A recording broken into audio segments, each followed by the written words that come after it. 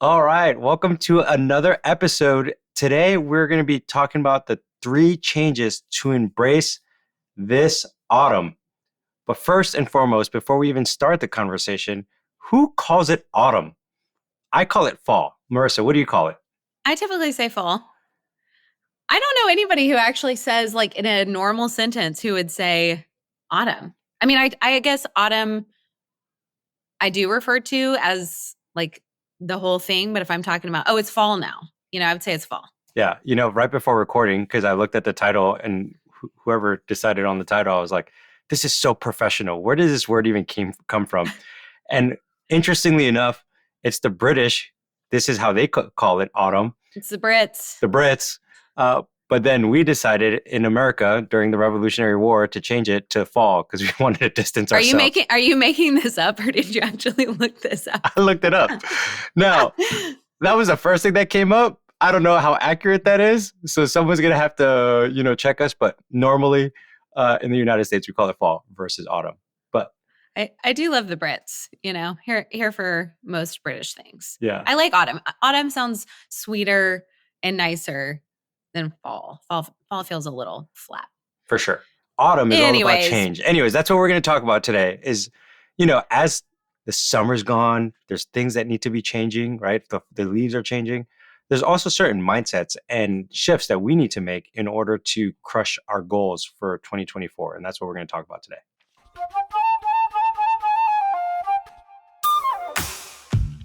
Welcome to another episode of Focus on This, the most productive podcast on the internet. So you can banish distractions, get the right stuff done, and finally start loving Mondays. I'm Marissa Hyatt here with Ken Ferreira.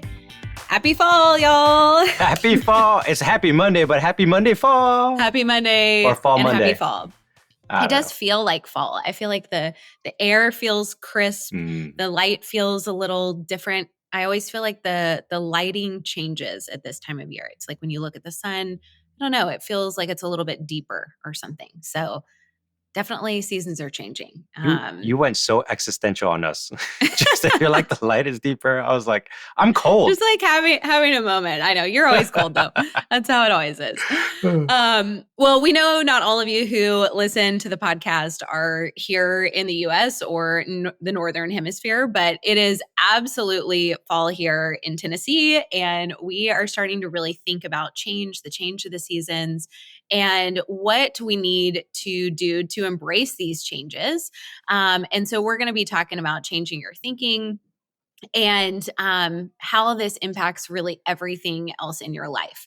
So I feel like this is something we don't really take stock of. We don't start thinking about our mindset and changing this stuff until, frankly, it's too late, and it's Q1 and we're already like in the new year, and Q4 is such the perfect time to kind of reassess how are we doing and have a little bit of a check-in with ourselves.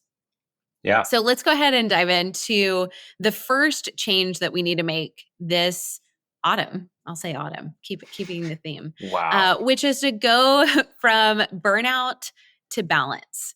So Ken, do you want to talk about this a little bit? Yeah, I think one of the things that we have to be mindful of is all of us around this time start thinking about January of 2025, right?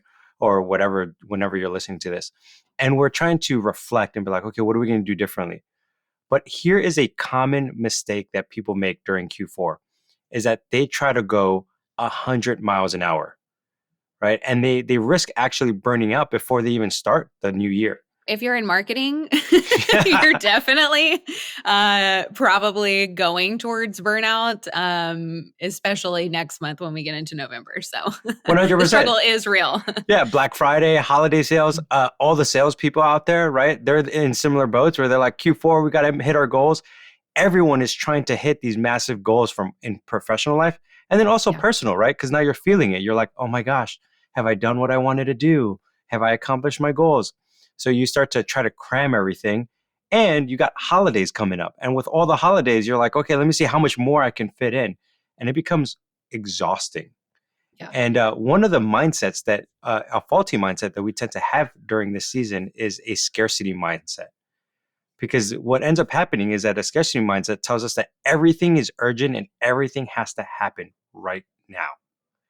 And that's how God, this most is so people true. feel during Q4, right? So I think Well, go for it.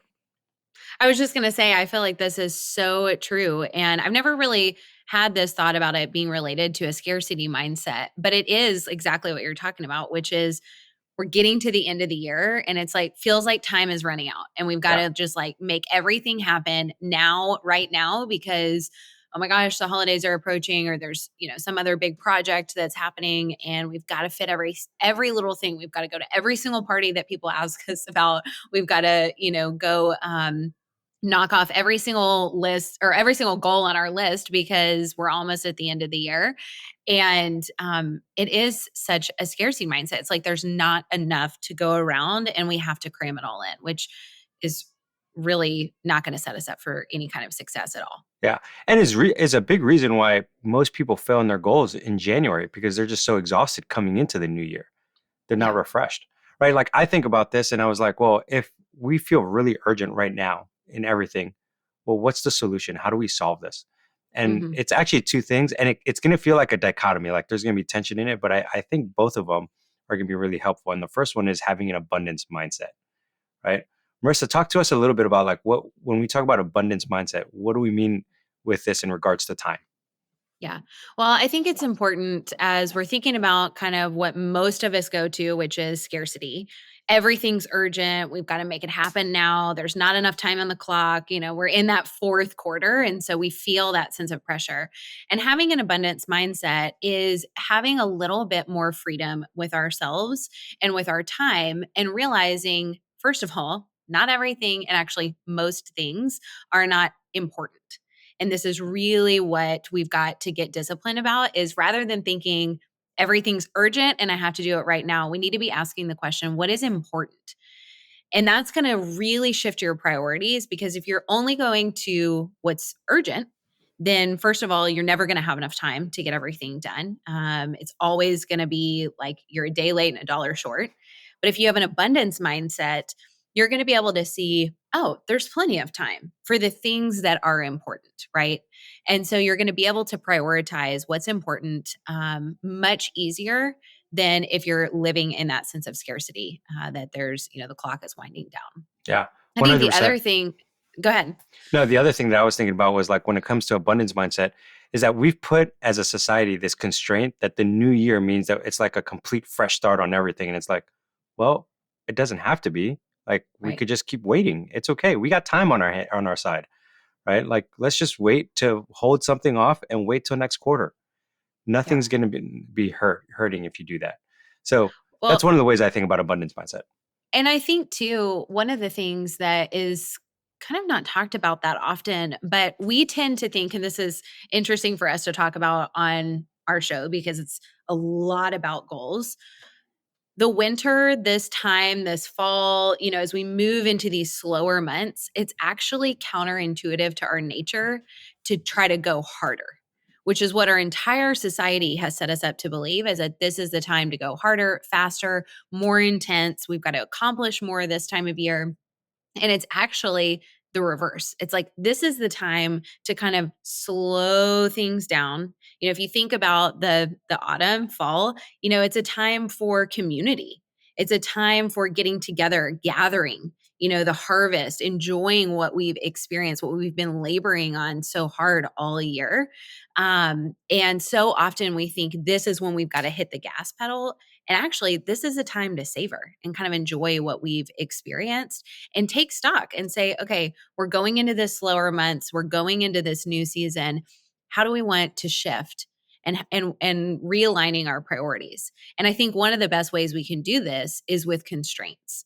And so we talked about abundance mindset, and that's so important to believe, hey, there's plenty of time for the things that matter. I can get everything done that is important, but we've got to have constraints. And so a lot of this looks like saying no to a lot of things. A couple episodes ago, we did a great episode all about boundaries, and that might be good to re listen to if you need help thinking through some of those constraints.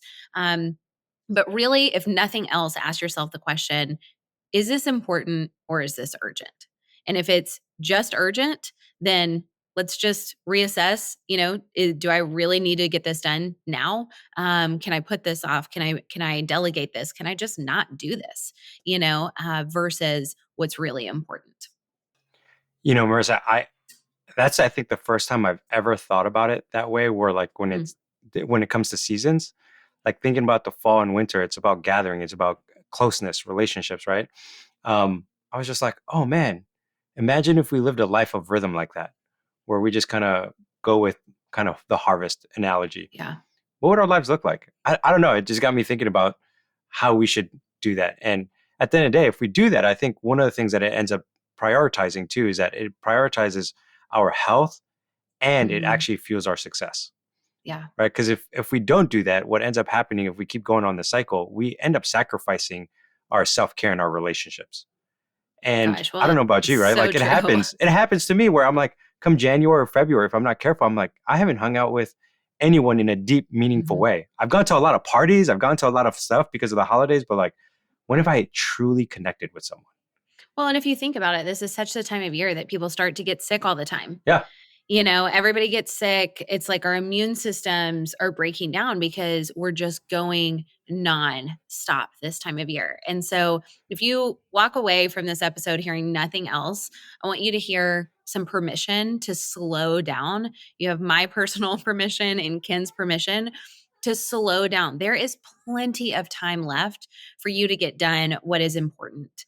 And burning out is not the solution at all. So you can actually slow down, maintain your self care, maintain those relationships, and really get back in touch with what this season is, which is that time for gathering, that time for savoring, reaping the harvest that we've worked so hard for. So take a minute and just enjoy that. And while you're doing that, let's go ahead and talk about change number two, which is to go from being perfect to good enough. And one of my favorite things my mom growing up, she would always say, "Don't let the best be the enemy of the good." And it was always counterintuitive to me, and I kind of resisted that in so many ways growing up because I felt like, gosh, well, no, we're supposed to strive for the best, and we've only got to go for that. And I don't want to just be good enough, I want to go for perfect.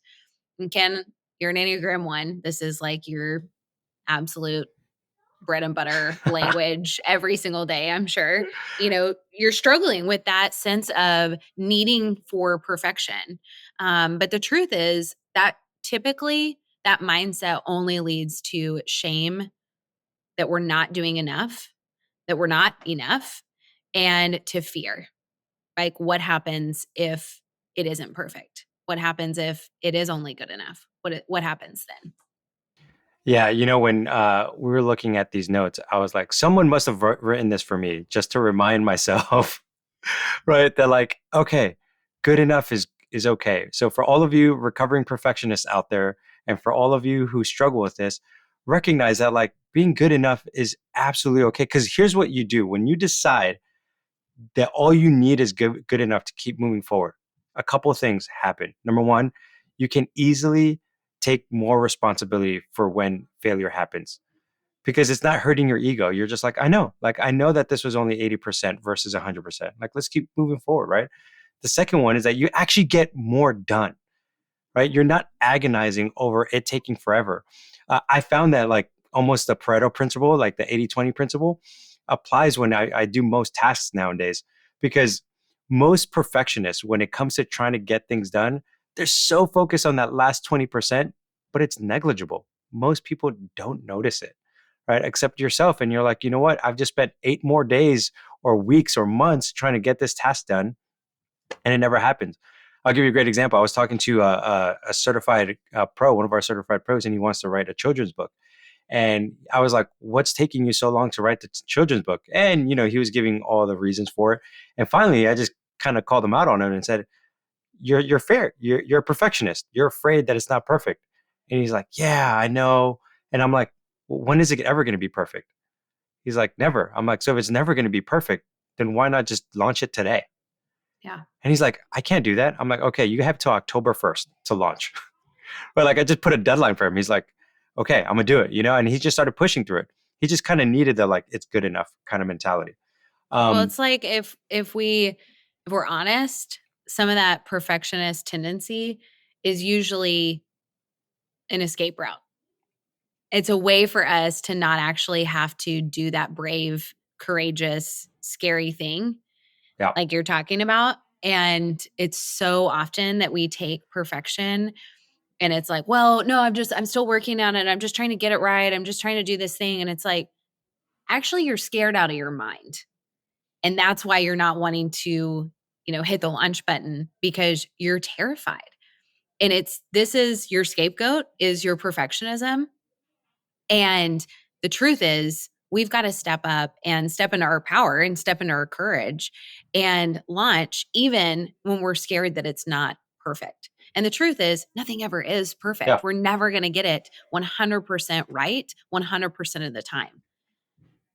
That's not the point, right? The point is do it. Do it scared, even when you're scared. yeah, 100%. And for those of you who I think most of our uh, listeners are going to be people who are more perfectionist, high achievers, Yeah. right? Like you need to hear this. You're good enough, right? If I was talking to someone who like doesn't ever want to work and is lazy, right? I'd be like, hey, you need to step it up. That's not y'all. That's not y'all. Most of you people who are like high achieving productivity kind of folks, this is for you. You need to know it's okay. Yeah. 50% today is better than 100% tomorrow.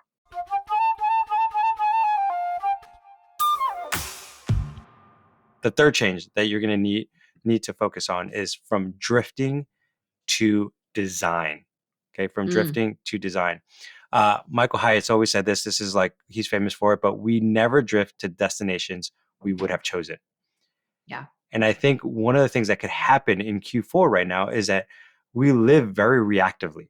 There's going to be a lot of fires coming up. There's going to be a lot of demands put on your schedule because of holidays and events at school and everything that's happening. You just need to make sure you prioritize everything and don't end up in a bad place. Mm. Right? That's going to be super important here.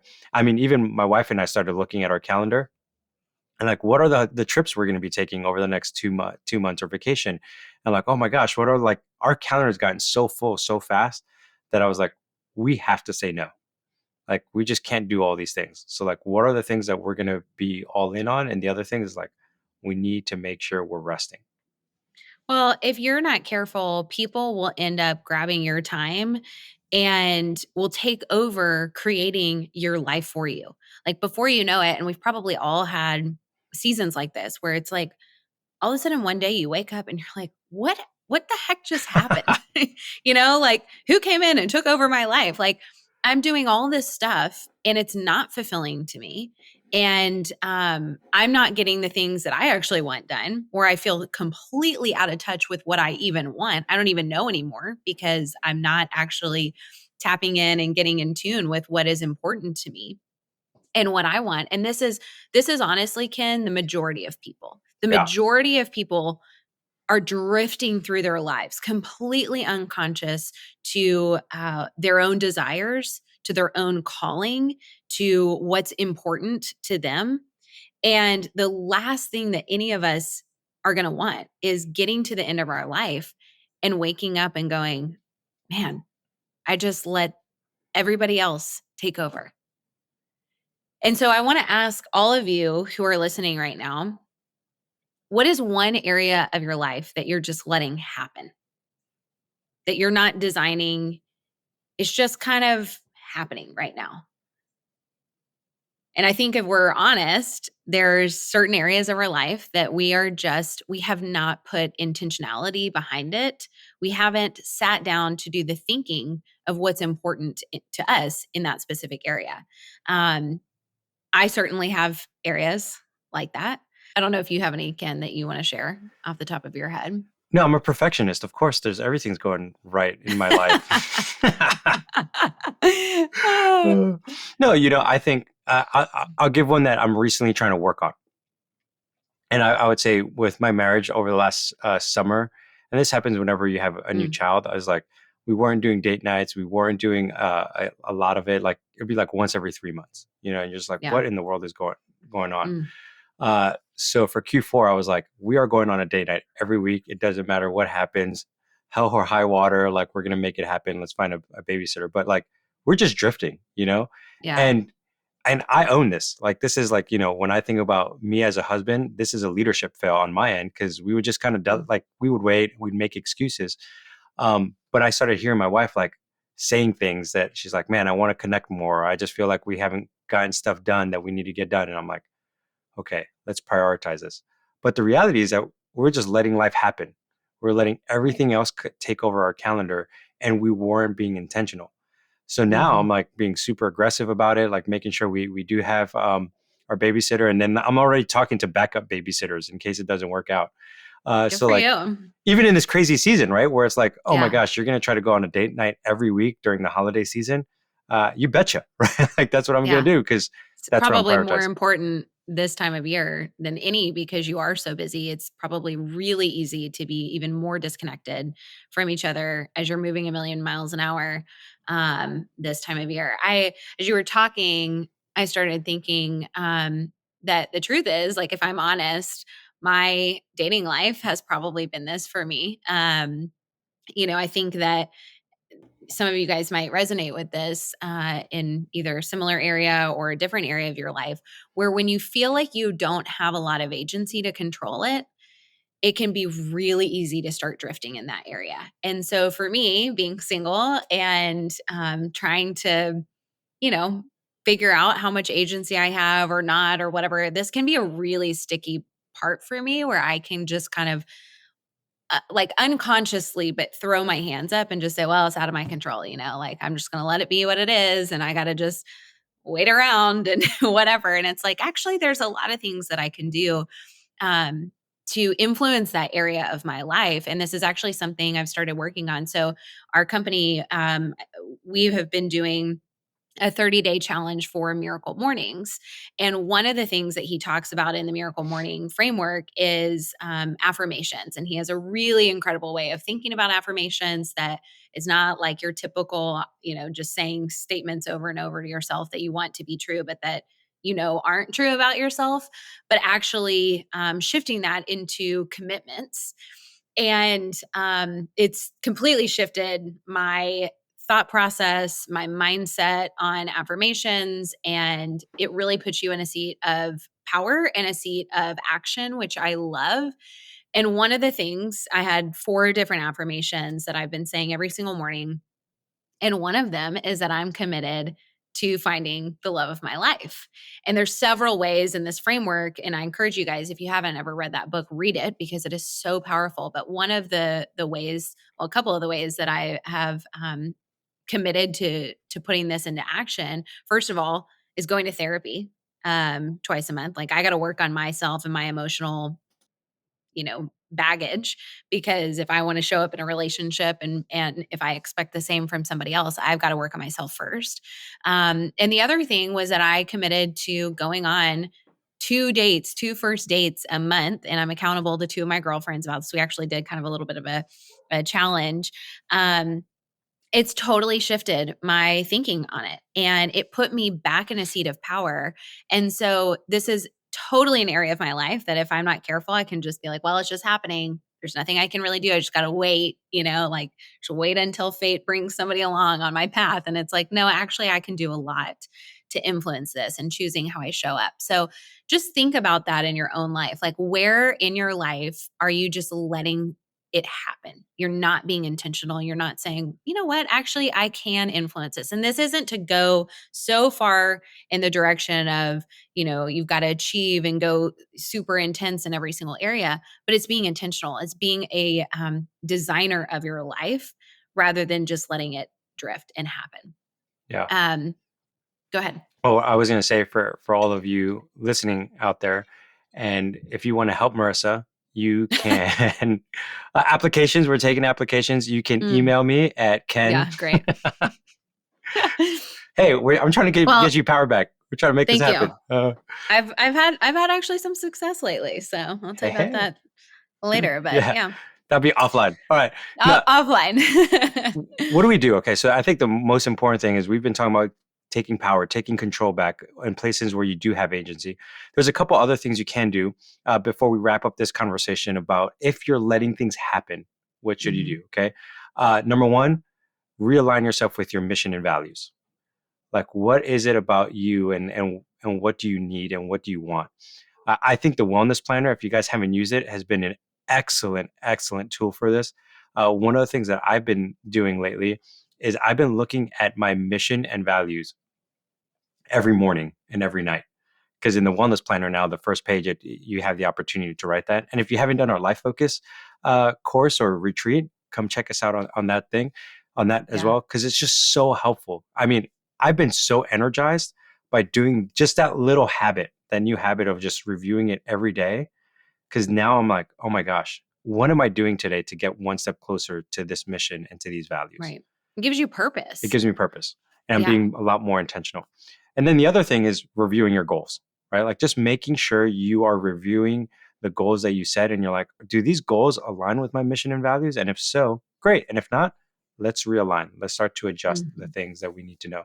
Because at the end of the day, you need to know the big picture so that you can take steps to get there and not drift to a place that you did not want to go. Well, and I think what's really important about what you said is making sure that you're staying very closely connected to these things. It's one thing to just, create a mission and values or set a vision for your life or create some goals that you want to do. But if you're not reviewing those often or keeping those visible to you, it's human nature. You're going to completely forget about it. Like you are going to completely lose sight of those things that are actually really important to you and you fulfilling who you are supposed to be, here on earth, and what your mission is, what your gifting is to the rest of the world. And I think one of the best ways that you can do this is just keeping those things visible. So Ken talked about, if you use our wellness planner, your mission and values is going to be right there. We've obviously got a place for your goals within that, within any of our planners. If you want to print your goals out, put them on your refrigerator, keep them at your desk, but keep them visible. Put them on a note on your phone. I've started, like I was sharing, reading these affirmations, these commitments to myself every single morning. And that's helping me design my day and design my life ultimately, so that I prevent myself from just inevitably drifting, which is just human nature. So make sure that you know the big picture, you're keeping that big picture visible, and then you're ultimately taking the next steps to get there. I love it. Marissa, that was a great way to end this conversation. So again, remember the 3 changes that we need to embrace this fall or autumn, for those of you who are on the other side of the ocean. For burnout to balance is number 1. Change number 2, from perfect to good enough. And then change number 3, from drifting to design. And that's what we want you guys to be focused on. Well, awesome. Well, thanks everybody for joining us on Focus on This. This is the most productive podcast on the internet. So please share it with your friends, and be sure to join the Full Focus Planner community on Facebook so you can benefit from the creativity and encouragement of people chasing big goals just like you. And if you would, this is something we haven't asked for in quite a long time, just take a quick second and rate and review our podcast. This helps us expose our content to more people, help other people just like you guys accomplish their dreams. It means the world to us. Just leave, ideally, a 5-star review, but be honest. And then, share it with your friends. And we're going to be back here next week with another great episode. We're going to be talking about fear. And we've got some really good stuff. So I don't like talking about fear. Well, we're going to go there. We're going there. All right. Until then, stay focused.